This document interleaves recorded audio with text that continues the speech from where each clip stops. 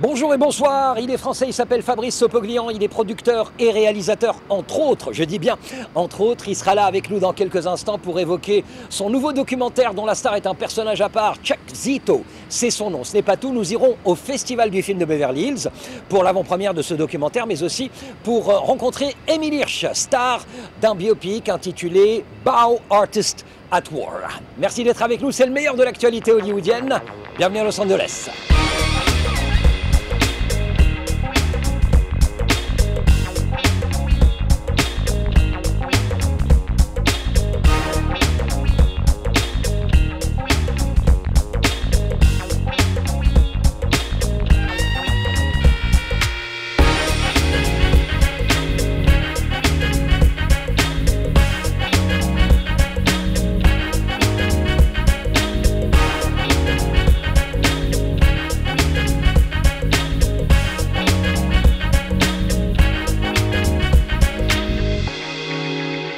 Bonjour Fabrice Sopoglian.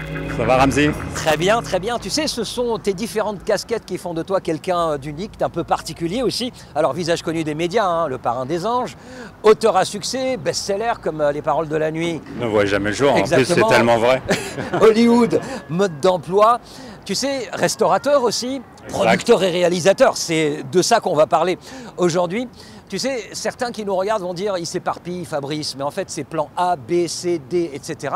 Finalement, ça se complète, c'est un peu ça Hollywood. C'était une suite logique, si tu veux. À un moment donné, il a fallu commencer par quelque chose. J'avais commencé par des petites émissions, tu vois, qui m'ont emmené aux anges. Ça a duré 12 ans, plus de 700 épisodes à l'antenne. Et puis de là, si tu veux, après le Covid, etc., j'ai commencé à produire des documentaires. Et puis là, ça a été une aventure folle.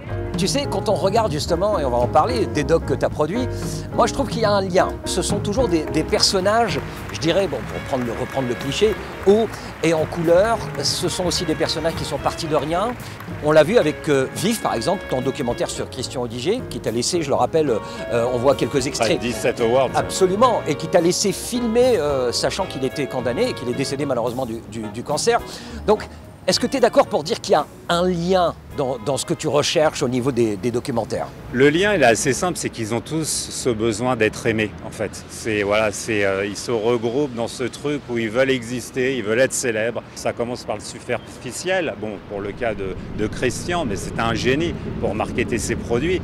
Et puis, quand je produis, si tu veux, ce documentaire, il faut surtout trouver la corde sensible, comment le rendre différent à l'image. Et c'est ça le plus dur. Ça demande une amitié au début, ça demande du temps, de la confiance et de se sentir en osmose. C'est-à-dire ils ne peuvent pas te livrer immédiatement ce qu'ils ont, comme on dit, dans le basement, à l'intérieur d'eux, tu vois. Et après des heures et des heures de discussion, et ben, à un moment donné, c'est les larmes, c'est l'émotion. Et c'est là que le caractère devient fort à l'écran.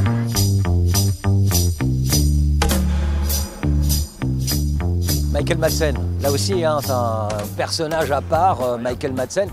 L'approche de Michael Madsen, elle était différente, c'est un petit peu la même chose? Michael, c'est un peu différent parce que c'est déjà un acteur iconique. Ça veut dire qu'avec plus de 60 films à son actif, etc., il faut pouvoir trouver une sensibilité où lui va ne plus se présenter comme un acteur iconique et célèbre, mais parler de ses faiblesses, l'alcool, tout un tas de déboires. Et là, encore une fois, il faut le mettre en position familiale ou dans une position où il ne se sent pas très bien pour pouvoir se laisser aller. C'est là où le réalisateur Dominique Milano a été très bon, c'est de se lier sur des semaines, voire des mois, pour pouvoir à un moment donné, une fraction de seconde, hein, ou 30 secondes ou une minute, pouvoir tout envoyer comme ça. Et c'est là où à l'écran, c'est magique.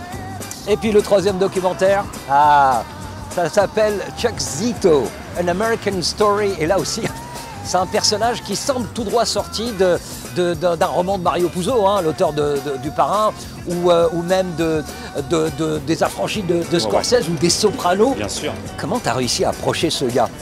Là, c'est un dur à cuire. Donc c'est un vrai badass. Je crois que ça a été le projet en doc. Il y en a eu 3, mais le plus compliqué, parce qu'il nous demande de effectivement réaliser et produire son documentaire. Mais le deal, il est un peu différent parce qu'il ne se laisse pas aller, parce que c'est un ancien Hells Angels. Très rapidement, c'est un gars, il a commencé quoi? Comme boxeur Ouais, c'est un gars qui est boxeur à la base, qui fait de la protection rapprochée. Et puis, il a un rêve, à force de fréquenter des Stallone, etc., c'est de devenir lui-même acteur, si tu veux, de films d'action. Mais avant, il passe par une case moto. La case moto, il devient président des Hells Angels. Et puis, il commence à rentrer dans le movie business en tant que cascadeur, puis acteur. You can go in. Mr. Pancamo, thank you for seeing me. I have to admit, I'm intrigued.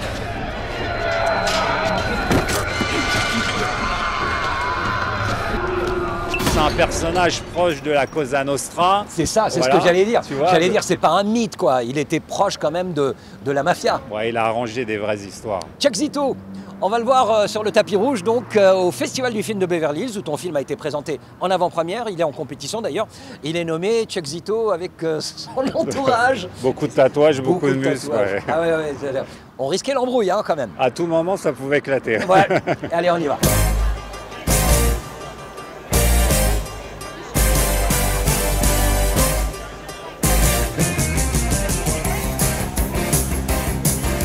How long you've known him? 42 years. Wow, 42 years. So 42 years ago, where was Chuck at that time? I met Chuck at CBGB's when I was filming Staying Alive in 1982. The movie came out in 1983. And we've been friends ever since. Chuck is very protective of my brother. My brother walks around, Chuck's always there watching, and no one comes around. Chuck, there are ups, there are downs. You went through it, through the journey, you know. What made you keep going? You know what, my family, I did 6 years in prison. I had a lot to think about. That's why when I came out, I wrote my autobiography. And you don't look at the bad things, you always look at the good things and ahead. I put the bad things behind me. What is definition of being tough? Being tough, you don't show that you're tough. You're always humble.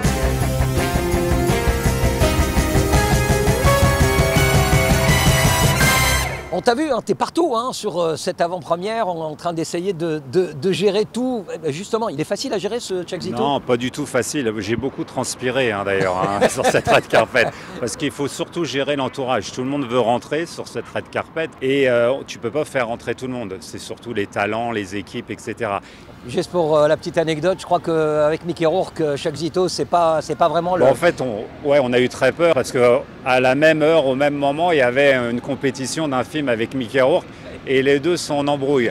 Alors je me suis dit peut-être que ça va éclater, que je vais être obligé de séparer tout le monde, mais là je te le dis tout de suite, Ramzy, j'aurais pas bougé. Alors je voudrais te montrer quelque chose. C'est un autre Français établi ici à Hollywood. En fait, c'est un réalisateur, il s'appelle Pitof. Et il parle de toi. Regarde, appuie sur le bouton play, c'est parti. Ce qui m'a toujours fasciné avec lui, c'est la passion dans les personnages. Que ce soit Vif, par exemple, bon, il était pote avec lui, il l'a suivi, il a vraiment essayé de faire vivre le personnage tel qu'il était et pas l'image que le public pouvait avoir de lui. Mais ce qui me fascine, c'est que c'est vachement humain, en fait. Fabrice amène quelque chose de très très humain dans le documentaire. Il n'y a pas que Pitof qui parle de toi, il y en a un paquet qui parle de toi ici. Et la première chose qui leur vient à l'esprit, c'est Fabrice, ça fait un moment qu'il est là, connaît plein de célébrités, plein de stars, pas seulement au niveau de divertissement, aussi du sport. T'es pote avec des joueurs de foot du Galaxy. Comment il fait pour garder la tête sur les épaules? Bon, en fait, je pense qu'il faut avoir les vraies fondations. C'est important d'avoir une famille. Moi, je suis avec ma femme depuis 19 ans. Ce business, tu sais qu'à tout moment, tout peut s'arrêter. Et j'étais préparé comme ça. Déjà, j'ai réussi, entre guillemets, parce que la réussite, ça veut rien dire, mais tard. Mais il faut avoir tes potes d'enfance, il faut avoir de vraies fondations. Je pense que si tu as ça, si tu as une rigueur, si tu es carré, tu es toi-même et tu essayes de donner de l'amour aux autres, eh ben, tu ne changes pas. Aujourd'hui, on est en première, on est sollicité par des gens incroyables, on rencontre des gens incroyables. Mais rien n'a changé parce qu'en fait, je sais que tout ça, c'est des strass et des paillettes. On va retourner au Beverly Hills Film Festival parce qu'il y avait ton doc en avant-première. Il y avait aussi un autre film, une fiction, en fait inspirée d'une histoire vraie, présentée aussi au festival. C'est avec Émile Hirsch. Et on attendait d'ailleurs un grand rôle pour Émile Hirsch depuis Into the Wild. Tu te rends compte, ça fait déjà 17 ans. Voici Bao, Artist at War, c'est le titre de ce film. Sa vie avait déjà été évoquée en trame parallèle dans la liste de Schindler de Steven Spielberg. Joseph Bao, poète, philosophe et comédien, emprisonné, il avait, grâce à ses talents de graphiste, fabriqué des faux papiers d'identité pour celles et ceux qui voulaient s'évader du camp de concentration à Cracovie en Pologne. This approach is actually original.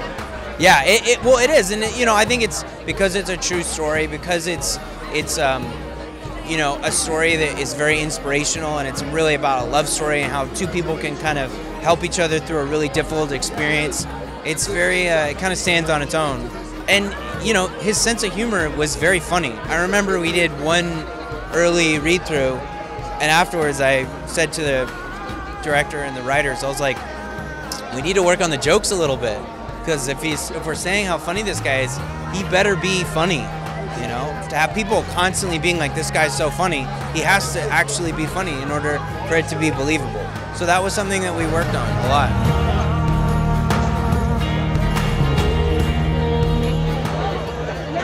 I'm eager to see it with an audience and just to see I don't know if people think it's funny or not. I don't know, we'll see. L'homme aux mille et une casquettes, Fabrice Sopoglian, auteur. Quelle est ta définition du rêve américain? D'abord, est-ce qu'il existe toujours ce rêve américain? En fait, tu sais, le rêve américain, aujourd'hui, pour moi, il a un prix. Ça veut dire qu'il coûte très cher, puisque c'est plus cet Hollywood de l'époque. D'antan, comme on dit, il y a 25 ans, tu pouvais arriver avec $500 et tu voulais conquérir l'Amérique. Donc, je pense que tu as des vraies opportunités qui sont beaucoup plus rapides, comme monter un restaurant, tu peux le monter en 2 mois, les papiers ça prend 1 semaine, monter une société 2 jours, mais il a un prix pour moi, le rêve américain. Chuck Zito, je le rappelle, c'est le titre de ce documentaire, An American Story. Je voudrais juste préciser une chose avant de terminer, c'est que Vif, le documentaire sur Christian Audigier, est disponible donc en VOD sur Canal, et sur MyCanal, la plateforme sur laquelle vous pouvez retrouver aussi Hollywood Live et tous les épisodes d'ailleurs de la saison en direct d'Hollywood. Et tu sais qu'il faut savoir une chose, c'est qu'à l'époque, avant de venir ici, donc il y a 20 ans, je regardais ton émission et que tu m'as fait rêver. Et qu'un jour on t'a appelé, non mais c'est vrai, c'est véridique cette histoire, on t'a appelé pour bosser sur les anges et que tu les as renvoyés sur moi en me disant il y a un mec super Hollywood et que c'est grâce à toi. Donc je voulais te remercier aujourd'hui. Voilà. Écoute, avec les étoiles sur Hollywood Boulevard. Waouh. Je pensais qu'on gardait ça en secret, c'est pas grave. Voilà. C'était le meilleur de l'actualité hollywoodienne. Merci encore à Fabrice Sopoglian et à la semaine prochaine depuis Los Angeles. Ciao.